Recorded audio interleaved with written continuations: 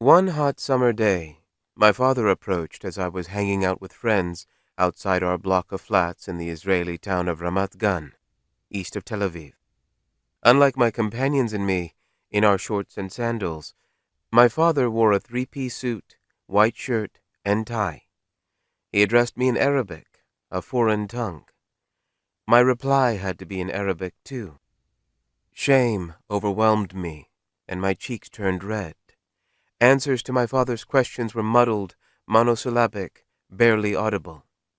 What I wanted to say to him was that, while it was all right for us to speak Arabic at home, when I was in company, he needed to speak to me in Hebrew. However, in the presence of my peers, I could not bring myself to say anything. Even later at home, I could not articulate these inhibitions. I just wanted the ground to open up to devour me. Difficulties in communicating were to characterize my relationship with my father for the rest of his life. As a child, I never considered how humiliating this incident must have been for him.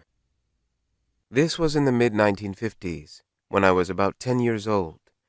I had been born in Baghdad in 1945 to a Jewish family, 3 years before the birth of the State of Israel. My family had moved from Baghdad to Israel in 1950, when I was 5. At home, we spoke Arabic. The language of the young Jewish state was Hebrew, adapted for the modern age from Biblical Hebrew. My sisters and I picked it up very quickly at school and spoke it both with our friends and to each other.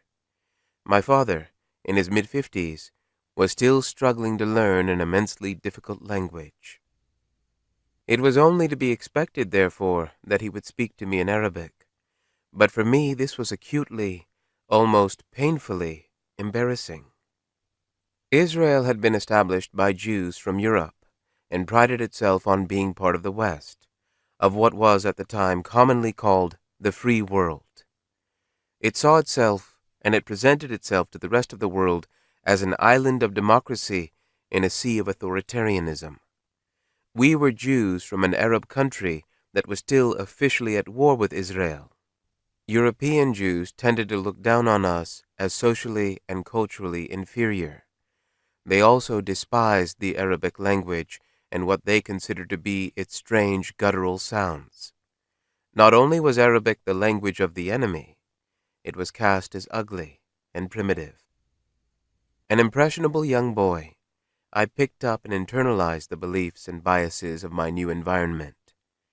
I wanted to turn my back on my Arab heritage, on the culture and customs of the diaspora, and to morph into a Hebrew-speaking New Israeli. Speaking Arabic did not sit well with the new identity I was adopting. This seemingly minor episode encapsulates the emotional turmoil that plagued me throughout my childhood in Israel.